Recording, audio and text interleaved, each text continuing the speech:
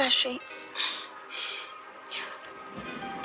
ምን መሰለህ ይኸውልህ ማለት ይሄ የተረገዘው ልጅ ማለት ነው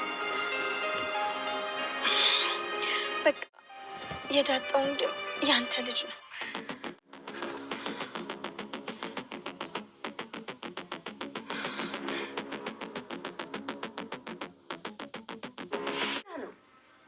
አረቲያት ለማንኛውም የልጁን አባት አሁኑኑ አምጥታ ማስተዋወቅ መቻል አለባት እዩ ሸበላ ቴሌፎን ቃ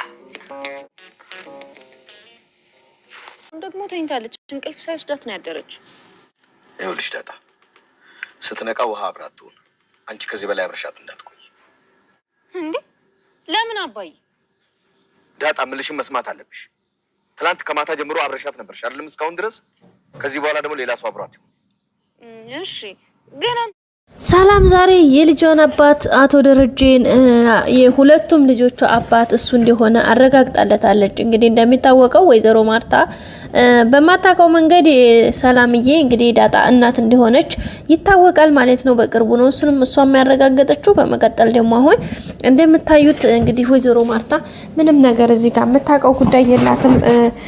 ደረጀ ያው ሄዳጣ እናቷ ሰላም እንደሆነች ያውቃል ማለት ያው ከሷ እንደወለዳት ያውቃል። ግን ደግሞ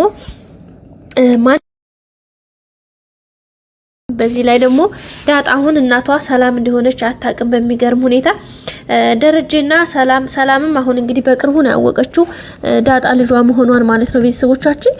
ሆኖም እንግዲህ ሰላምዬ ያው የምትችለውን ያክል ያረገች ልጇን እየደገፈቻት ነው። ግን ደግሞ በተለይ አሁን ያረገዘችው ልጇን አሁን የልጇ አባት ደረጀ መሆኑን ደረጀ ራሱ አያውቅም። እሷም እንግዲህ እሱ ነገር በጣም አሳስቧት ነበረ። ሲጀመር ላለመናገር ነበር የወሰነችው። በፍጹም መናገር እንደሌለባት ከራሷ ጋር ነበር ቃል የገባችው። ግን ደግሞ ሁኔታዎችን ስታያቸው ከእለት እለት ወዲያችሁን ነገርም ስታስበው በተለይ ደግሞ ነገ ጧት የሚፈጠረው ነገር አይታወቅም። አንድ ሰው ጥላ የለውም። እኔ አንድ ነገር ብሆን ወይ ሌላ የሚያውቅ ሰው የለ ወይ በዙሪያ ቤተሰብ የለ። ስለዚህ ይሄን ሚስጥር አድርጌው ከኔ ጋር ይቀበራል ማለት ነው። ስለዚህ ሞት እንኳን ቢመጣ እንዴት የልጄን አባት ልጄን አላባት አለናት እንዲሁ አስቀረዋለሁ በማለት አውጥታ አውርዳ በመጨረሻም እንግዲህ መናገር እንዳለባት ህሊናዋ ነግሯታል ማለት ነው። እንግዲህ ያንንም ካደረገች በኋላ እንግዲህ ደረጀን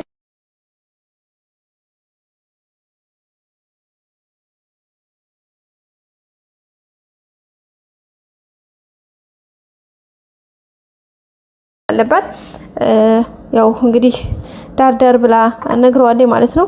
ደረጀም እንግዲህ በጣም ነው የደነገጠው። የእውነት ራሱ አልመሰለውም ይሄ ነገር ስለምንድን ነው እያወራሻለሽ ሁሉ እያላት ነበረ። ግን ምንም ማድረግ ስለማይቻል ከእውነታው የትም መሸሽ ስለማይቻል እውነታው ይሄው ነው በማለት እንግዲህ ነግረዋለች ማለት ነው። ደረጀም እንግዲህ አበደ ጨርቄ እያለ ነው።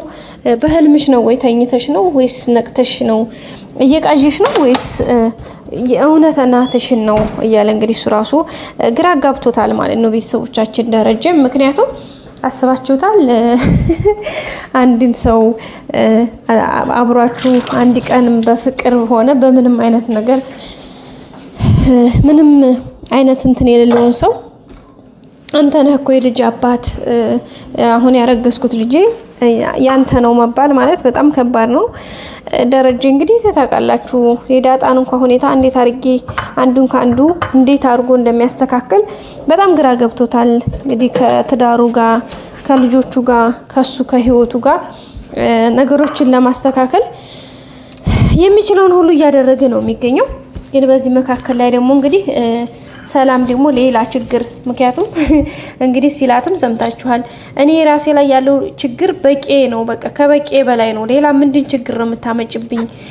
ባክሽ ተይኝ ምንድነው እያላት ነበረ። ገና አስቀድሞ ቁጣ እያለው ነበር። ምክንያቱም ገና ለምን ታማሁ የዳጣን እዚህ የገባሁበትን ሳልወጣ ገና ለምን ታማሁ ብሎ ማለት ነው። ማለት ሰላም የልጇን አባት ስላልተናገረች ብቻ ሰው የሆነ ነገር ስለወራ ብቻ ለምን እኔ እንደዚህ ተወራብኝ በሚል ሐሳብ እንግዲህ እንትን ሲል ነበረ። በመጨረሻም እንግዲህ የሱ ልጁ እንደሆነ ሰላም ያረጋግጣለታለች። አስባችሁታል? ይሄ በጣም ከባድ ነገር ነው እውነት ለመናገር። ምክንያቱም አንድ ወንድ ምንም በማያውቀው የልጄ አባት አንተ ነህ መባል እውነት በጣም ከባድ ነገር ነው። ምክንያቱም ሰው የሆነ በሆነ ነገር ግንኙነት ኑሮት ማለት በፍቅር ግንኙነት ኑሮት ይሆን አይሆን ብሎ ሰው ሊጠራጠር ይችላል። ገባችሁ አይደለ? ግን እንደዚህ በዚህ መልኩ በጣም ከባድ ነው ቤተሰቦቻችን እና እንደዛ ነው ማለት ነው። ደረጀም እንግዲህ እሱ ስሜት ነው የተሰማው፣ ግን ምንም ማድረግ አይቻልም። ከእውነታው መሸሸትም አይቻልም። ካላመነ ራሱ በእርግጠኝነት አያምንም ብዬ ነው የማስበው። ደረጀ ማለት እንዴት ሊሆን ይችላል ነው የሚል ይሄ ነገር። ምክንያቱም ለሱም ራሱ በጣም ከባድ ነው ይሄ ጥያቄ ራሱ ለሱ ከራሱ ጋር ለማውራት ከባድ ነው ማለት።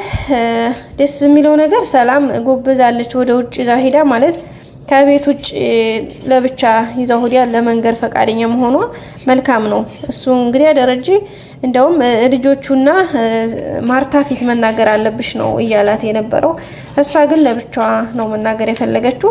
አሁን ደግሞ ደረጀ ሰላም እኮ ይሁን ነገር ነገረች ብሎ ለማርታ ካወራ በቃ ይሄ ነገር እውነትም ከጀርባ ሌላ ሚስጥር እንዳለና ከኋላ የሆነ ሴራ እንዳለ ይገባታል ማለት ነው። ማርታ ይሄን ነገር ዲፕሊ እንዲያብጌል ጋር በመሆን ነገሩን እንዲያውት ይሆናል። ግን ማርታ ብዙ ነገሮች እንደዚህ ጆሮ መስጠት አትፈልግም እና እንግዲህ ደፋ ቀና እያለ ነው ደረጀ። በጣም ደንግጧል። እውነት ለመናገር በጣም ነገር ይሹም የሚያስደነግጥ ነው።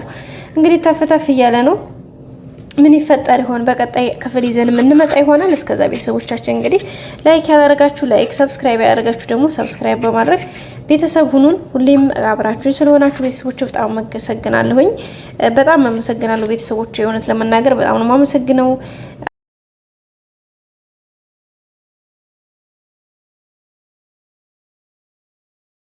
ባይ